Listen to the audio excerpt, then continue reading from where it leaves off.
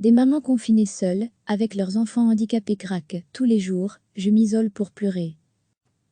Laetitia, seule avec 2 enfants autistes, elles ont une force et une combativité exceptionnelles. Ce sont déjà des héroïnes en temps normal, mais encore plus en cette période de crise du coronavirus, où chacun est confiné entre ses 4 murs. Virginie, Laetitia, Nathalie et Déborah sont mamans d'enfants atteints d'autisme sévère. Elles s'occupent, quasi, seules d'un, ou de plusieurs, enfants handicapés. Depuis le confinement, fini l'école, fini le centre de jour, fini les logopèdes, fini les kinés, fini les amis, fini les sorties. Bref, fini toutes ces routines qui permettaient de rassurer ces enfants si particuliers pour lesquels le moindre imprévu est synonyme de cataclysme. C'est donc en mode survie que ces mamans guerrières vivent leur confinement.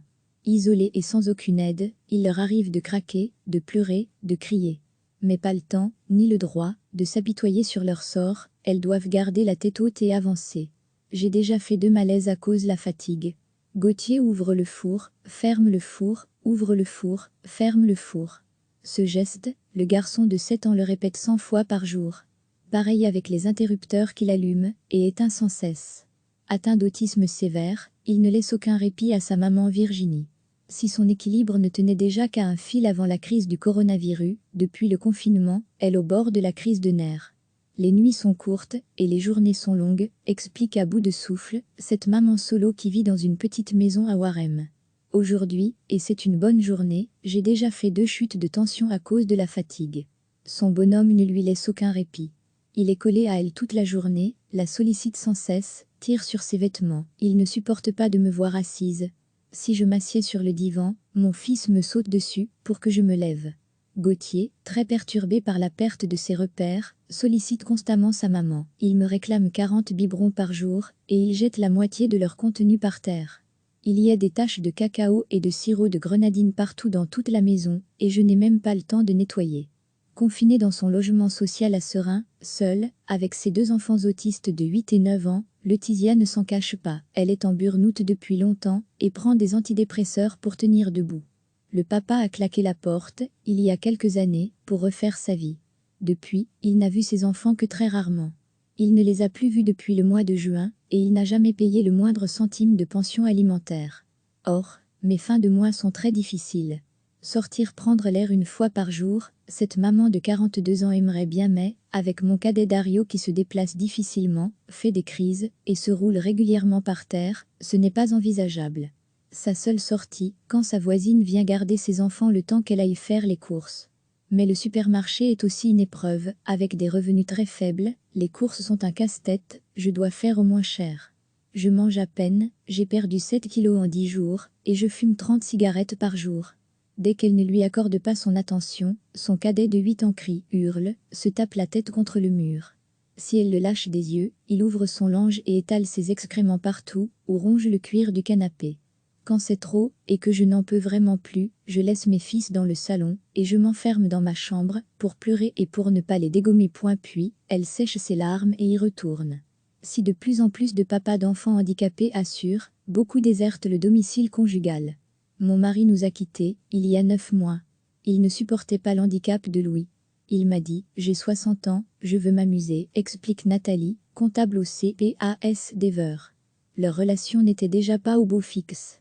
Mais le confinement a fait naître de nouveaux conflits entre Nathalie et son ex-mari.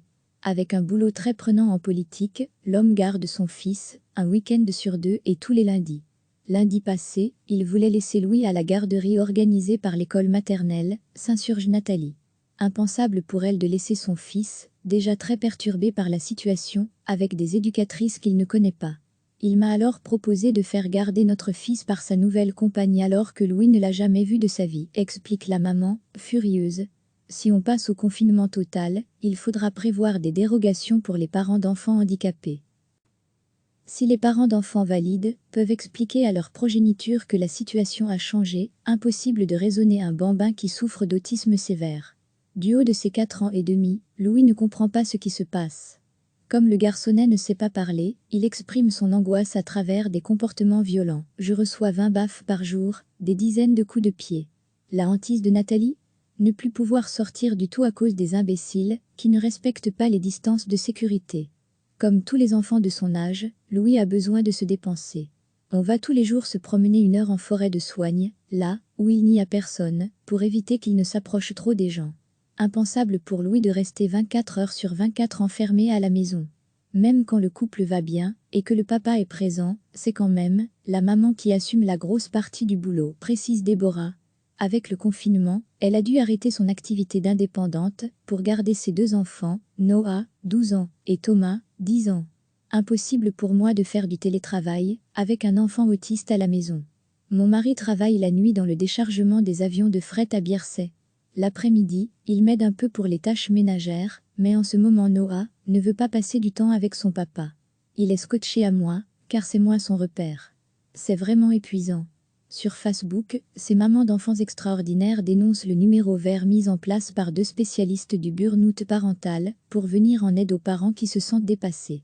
Au bout du fil, une trentaine de psychologues prêts à écouter les parents qui se sentent à bout de souffle ou épuisés en cette période particulière de confinement. Pour écouter nos SOS à nous, parents d'enfants handicapés, il n'y a jamais eu de numéro vert. Bienvenue dans notre monde, s'exclame Virginie. Je peux concevoir que les parents soient fatigués, parce qu'ils n'ont plus l'habitude de rester 24 heures sur 24 avec leurs enfants, mais moi, maman d'un enfant autiste, cela fait 7 ans que je vis cela et il n'y a jamais eu de numéro à appeler. Déborah aussi est furieuse, nous parle d'enfants handicapés, cela fait des années que nous réclamons cette aide et nous ne l'avons jamais eue. Une fois de plus, on se sent oublié.es. Recevez chaque matin l'essentiel de l'actualité. Elles ont une force et une combativité exceptionnelles.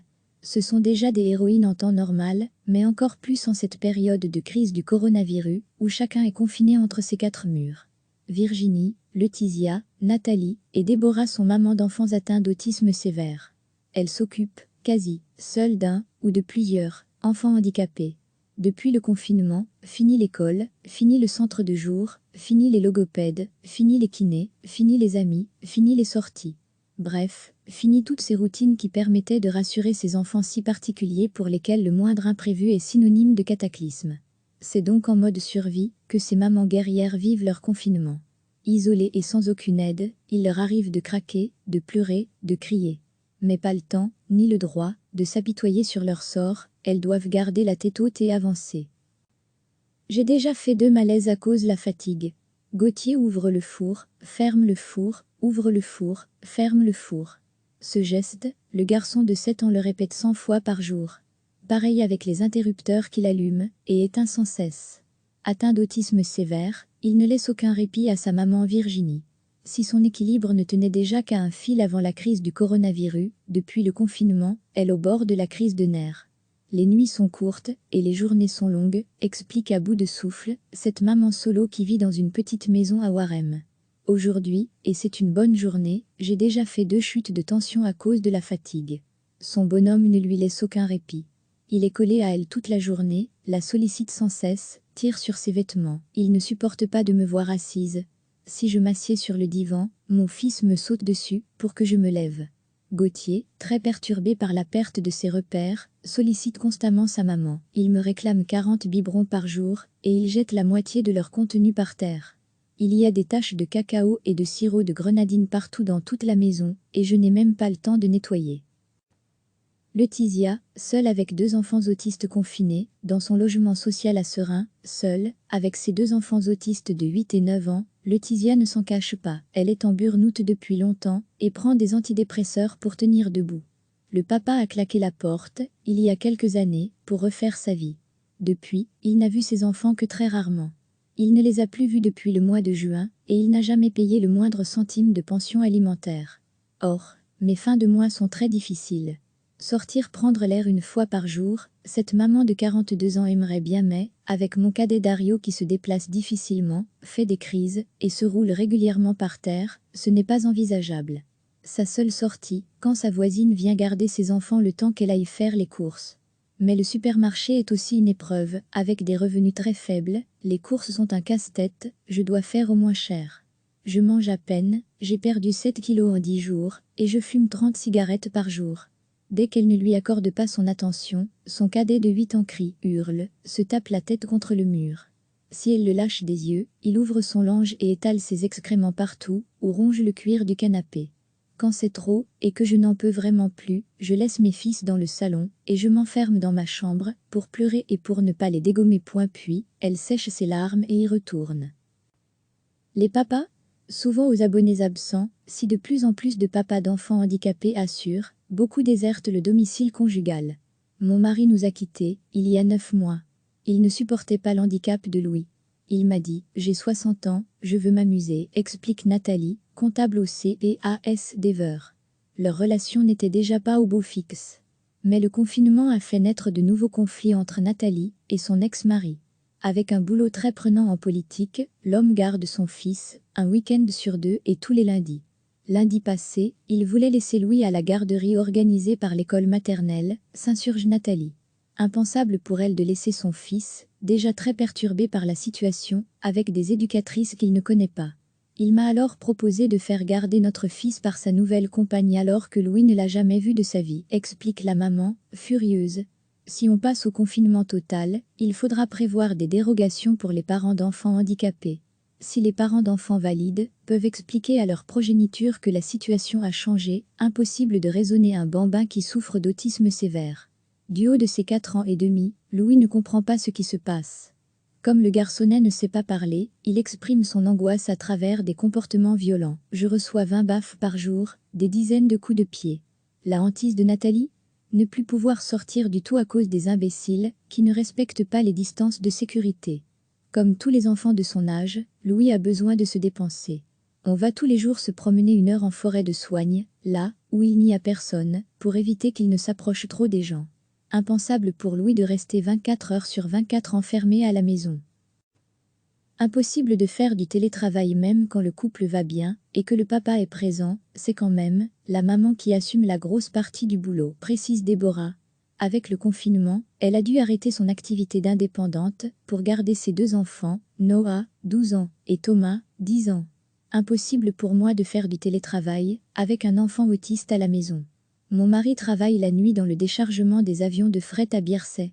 L'après-midi, il m'aide un peu pour les tâches ménagères, mais en ce moment Noah ne veut pas passer du temps avec son papa.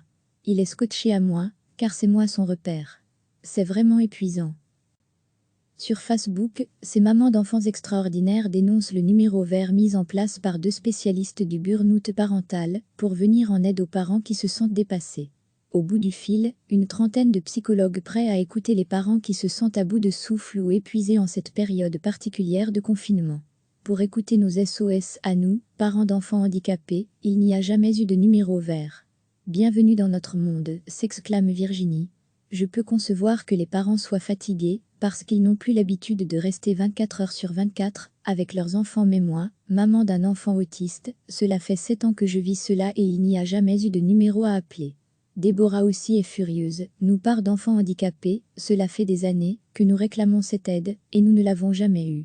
Une fois de plus, on se sent oublié. Cliquez sur s'abonner pour recevoir les dernières nouvelles.